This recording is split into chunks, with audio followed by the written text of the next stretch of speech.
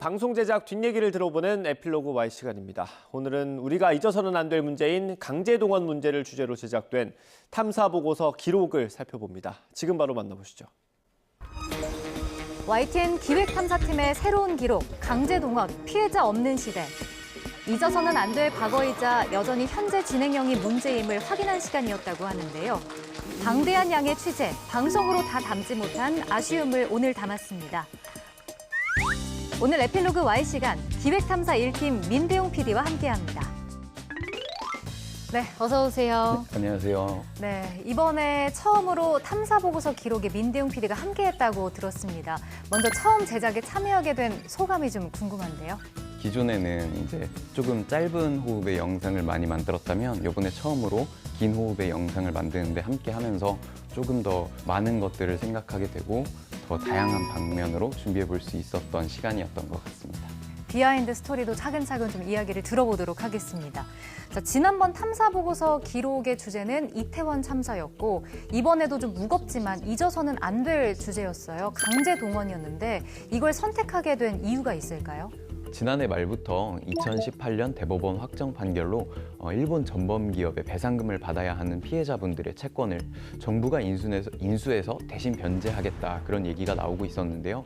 그래서 외교부에서는 1월 12일에 공청회를 열었고 이런 정부 측의 이런 어떠한 안이 적어도 5월까지는 나오겠다라는 생각에서 저희가 강제동원을 이번 주제로 다루게 되었습니다. 저도 방송 보고 느낀 게 정말 제작진이 공을 많이 들였구나라는 생각이 들었거든요. 제작 기간이나 과정은 어땠나요? 네, 저희가 첫 취재를 시작한 게 지난 2월 16일이었는데요. 방송이 5월 13일이었으니까 약 3달 정도 이제 취재를 했고 아무래도 강제동원의 역사가 굉장히 오래된 역사이다 보니 많은 분들을 만나야 했습니다. 그래서 인천이나 해남에 계신 그런 많은 분들을 만나기도 했고 또 이제 범위를 넓혀서 일본에 계신 전문가분들까지 만났습니다. 그래서 저희가 총 40여 분 정도를 만났는데 그렇게 많은 분들을 만나다 보니 총 3달간의 제작 기간 끝에 영상물을 제작할 수 있었습니다. 이 시청자로서 봤을 때 저도 좀 새롭게 알게 된 사실이 많았거든요. 제작진 입장에서도 새로 알게 된 부분이나 뭐 자세하게 알게 된 부분도 있나요? 지난 1990년대부터 지금까지 이렇게 이어져 온 소송의 역사가 30여 년 정도 되는데 이렇게 30여 년 동안 이어온 많은 소송들이 있는데 그중에서 저희가 제대로 알고 있는 게 없었다라는 점이 크게 좀 무지했다라는 데서 좀 반성의 시간을 갖게 됐고 특히나 저희가 좀 중요하게 생각을 했던 소송은 지난 1992년 도쿄 지방재판소에서 시작된 천인 소송인데요. 총 원고가 1273명으로 당시에 가장 많은 원고가 참여했던 소송으로 기록이 돼 있어요. 이 가운데에는 이금주 할머니께서 계셨고 이금주 할머니께서는 일제강점기에 남편분이 일본에 이렇게 강제동원되면서 사별을 하신 분이신데 이런 문제를 해결하기 위해서 한 명의 사람이 이렇게까지 해냈다라는 것들이 정말 저희로서는 감동적이었고 또 그 이금주 할머니의 이런 한 발짝 나아가신 이 발자취가 지금까지로 이렇게 연결이 됐기 때문에 저희 제작진은 천인 소송에 대해서 굉장히 좀 중요하게 생각을 했고 그래서 저희가 이번 강제동원 편의 첫 시작을 1992년 5월 30일에 광주 대동고등학교에 있었던 재판 설명회로 시작을 했습니다. 앞서 제작진이 일본 출장을 다녀오셨다고 했는데 그때 이제 다양한 분들을 만나셨잖아요. 출장 중에 좀 어려움은 없으셨나요? 일본에서 우리나라의 강제동원 문제를 해결하기 위해서 도움을 주시는 시민분들이 굉장히 많으셨는데요. 그러다 보니까 이분들을 만나는 스케줄을 좀 조정을 하는 게 조금 어려웠어요.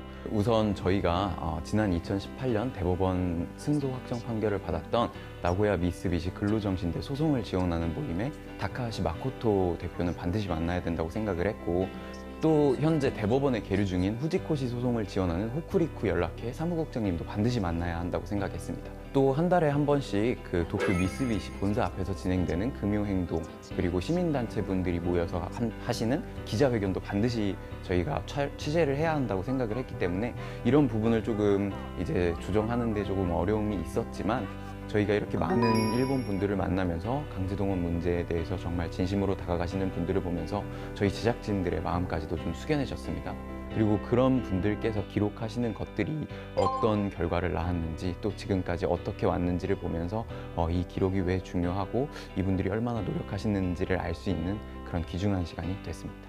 영상을 또 보면 중간중간에 이금주 할머니의 옛날 영상이라든지 사진이 많이 나오더라고요. 근데 관련 자료가 많았는데 이걸 모으는 데는 좀 수월하셨는지 궁금한데요. 일단 이금주 할머니께서 기록하신 자료가 PDF 파일로 118GB 정도 되고 그리고 이제 영상물로 총 100시간 정도가 됐는데요. 이거를 다 일제 강제동원 시민 모임에서 가지고 계셨습니다. 근데 이런 자료가 아무래도 좀 워낙 귀중한 자료다 보니 저희한테 선뜻 건네주시기에는 조금 어려움이 있었는데 저희가 총 광주를 5차례 왔다 갔다 하면서 쌓인 신뢰를 바탕으로 좀 자료를 얻을 수 있었고 네, 이렇게 많은 양의 자료를 바탕으로 프로그램을 제작하셨는데 제작하시면서 의미 있다라고 느낀 부분도 있을까요?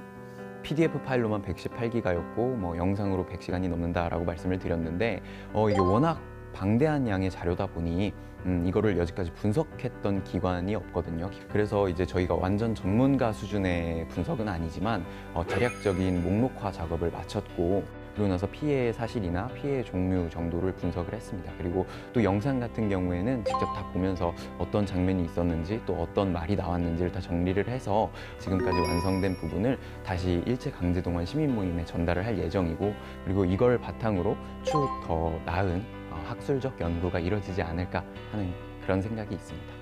이번에 이제 제작을 하시면서 정말 많은 양의 자료도 조사하시고 기간도 오래 걸렸잖아요. 만드시면서 힘든 점은 없으셨나요? 저희가 가지고 있는 자료들도 굉장히 많았고 또 시간이 많다면 많지만 또 그 기록물들을 다 분석하는데 정말 물리적인 시간이 많이 필요했거든요. 그러다 보니까 이제 다 같이 몇 날 며칠을 좀 밤을 새기도 해서 그런 잠과의 사투가 조금 어려웠던 부분이 있었고요. 그리고 강제동원 문제가 워낙 오래된 이야기고 또 오랜 기간에 걸쳐서 이루어진 그런 이야기이기 때문에 많은 이야기를 좀 담아내야 해서 그런 것들을 어떻게 짜임새 있게 시청자분들께 와닿게 구성할까 또 그걸 고민하는 게 굉장히 좀 어려웠던 부분이 있었습니다. 이번에 강제동원 피해자분들을 포함해서 많은 분들, 40여 분 정도의 인터뷰를 담아냈잖아요. 그중에서 혹시 가장 기억에 남는 인터뷰도 있을까요? 40여 분을 좀 만나면서 저희가 좀 놀랐던 게 강제동원 문제에 굉장히 진심으로 이렇게 다가서는 사람들은 다 같은 얘기를 하고 있구나 하면서 그분들의 고견에 일단 정말 저희가 많은 깊은 감명을 받았고 그러다 보니까 사실 어느 한 분의 인터뷰만 가장 기억에 남았다라고 말씀을 드리긴 좀 어렵고 그럼에도 단 하나의 장면을 좀 꼽자면 저희가 만나 뵀던 그 강제동원 피해자분들의 얼굴을 정면에서 좀 저희가 바라본 모습들이 있어요. 그런 모습들이 뭐라고 해야 할까요? 시청자분들에게도 좀 각자 다르게 좀 와닿았을 것 같은데 제작진의 입장으로서는 가장 인상 깊은 한 장면이었다라고 말씀드리고 싶습니다. 항상 그렇듯이 아쉬운 부분이 남을 수밖에 없잖아요. 내가 생각했을 때 아쉬웠던 부분 있을까요? 저희가 사실 다양한 방면에서 자료를 얻으려고 노력을 했는데 나라라고 하는 미국 국립문서기록보관청이 있어요. 거기에서 이제 저희가 사진이나 이런 자료를 좀 받고자 했는데 거기에서 이제 자료를 구축해 놓는 그런 시스템 자체가 분류화를 하고 이걸 아카이빙을 하는 게 아니라 그냥 상자채로 통째로 다 그냥 보관만 하고 있는 상태여서 연락은 했지만 원하면 직접 와서 연구를 해라 라는 그런 답을 좀 받았습니다. 그래서 물리적인 시간 한계에서 오는 그런 좀 아쉬움이 있어서 시간이 조금 더 있었으면 그것이 좀 더 영상에 잘 녹아들지 않았을까 하는 그런 아쉬움이 조금 남아 있습니다. 이 영상 마지막 부분을 보니까 엔딩 크레딧에 도움 주신 분들의 이름이 올라오더라고요. 근데 생각보다 굉장히 많은 분이 도움을 주셨던데 좀 어떠셨나요? 저희가 이 강제동원 문제를 처음 시작을 하면서 정혜경 박사님을 찾아갔어요. 이 정혜경 박사님 같은 경우에는 이 문제를 정말 오랫동안 다루신 분인데 저희가 어떤 식으로 이 부분에 접근해야 할지 또 어떤 자료를 찾아보고 어떻게 공부를 해야 할지를 알려주셨고 그리고 나서 이제 일제 강제동원 시민 모임에 계신 이국원 이사장님께서 이금주 할머니의 그런 자료들을 다 주셨고, 그리고 임재성 변호사님 같은 경우에는 이제 강제동원과 관련된 그런 소송 자료들을 전부 다 제공해 주셨고, 또 많은 분들께서 다양한 그간 해오신 활동의 자료들을 저희에게 이렇게 제공을 해주셨기 때문에 이렇게 영상이 만들어질 수 있었던 것 같고, 그런 만큼 저희가 찾아뵀던 모든 분들한테 다 정말 큰 도움을 받았다, 이렇게 말씀을 드리고 싶습니다. 많은 분들의 도움이 있어서 이번 영상이 좀 또 만들어질 수 있었다라는 생각이 듭니다. 자, 근데 매번 이제 기록 이후에 의미 있는 변화가 있기를 바라기 마련이잖아요. 이번 방송 이후에 이런 변화가 좀 일어났으면 좋겠다라고 생각하시는 부분이 있을까요?